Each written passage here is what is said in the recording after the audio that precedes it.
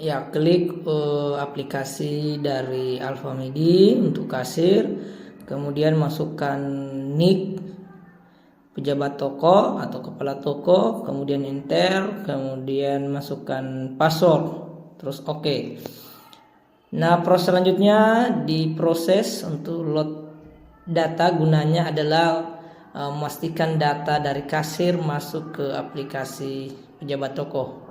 Selanjutnya setting di control panel untuk print. Nah, contoh yang aktif adalah Epson TM. Ini untuk Epson kasir ya, print kasir ini yang Epson TM. Print stroke. Kemudian kita akan masuk ke print L3110. Nah, ini untuk mencetak LPB itu di print 3110. Kemudian load data. Kemudian oke, selanjutnya kita masuk di LPB. Ini proses pembuatan LPB. Nah, ini ID supplier F2. Kemudian pilih supplier, enter, kemudian nomor faktur 001. Jadi ini sesuai fakturnya 0109 seterusnya. Kemudian value untuk silakan di barcode produknya. Kemudian enter jumlah item, total harga dan seterusnya. Kemudian simpan, masukkan harganya berapa, kemudian oke. Yes. Nah, ini LPB telah jadi.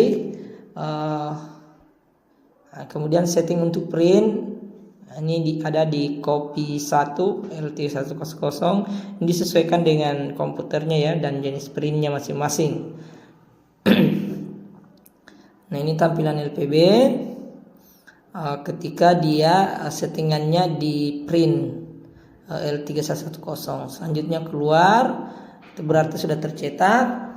Kemudian kita masuk kembali untuk settingan print. Ini print TM ya. Jadi untuk print kasir ya, print stroke ya tadi. Nah, ini contoh kita coba masuk ke kasir, menu kasir karena kasirnya lagi sudah klerek, jadi kita masuk di kasir pejabat toko. Contoh value, nah, kita sudah barcode pembayaran, contoh 20.000, kemudian finish, ini pembayaran tunai. Secara otomatis nanti print kasir, print stroke akan tercetak.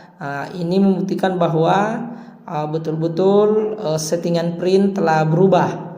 Ketika settingan print tidak berubah, maka dia akan masuk ke print Epson L3110. Kemudian load data. Nah, ini load data untuk memastikan data terkirim ke komputer server. Kemudian klerek. Ini nick kasir ya. Kebetulan kita gunakan nick pejabat toko, jadi kita gunakan nick pejabat toko ya. Ini kasirnya. Di awal sebelumnya itu menggunakan nick pejabat toko kemudian kasir. Kebetulan nick kasir dan nick pejabat toko sama karena kita pakai satu akun. Prosedurnya harusnya dia menggunakan nick kasir sendiri-sendiri sehingga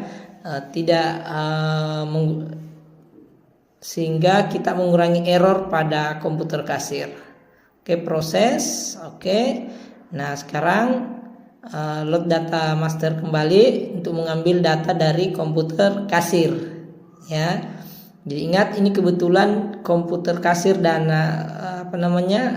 pejabat toko sama ya. Nicknya, kemudian jumlah setoran, kemudian yes dan klerek ya. Dan klerek yang perlu diperhatikan bahwa server kasir sendiri dan pejabat toko juga sendiri-sendiri sehingga tidak menyebabkan error pada komputer kasir.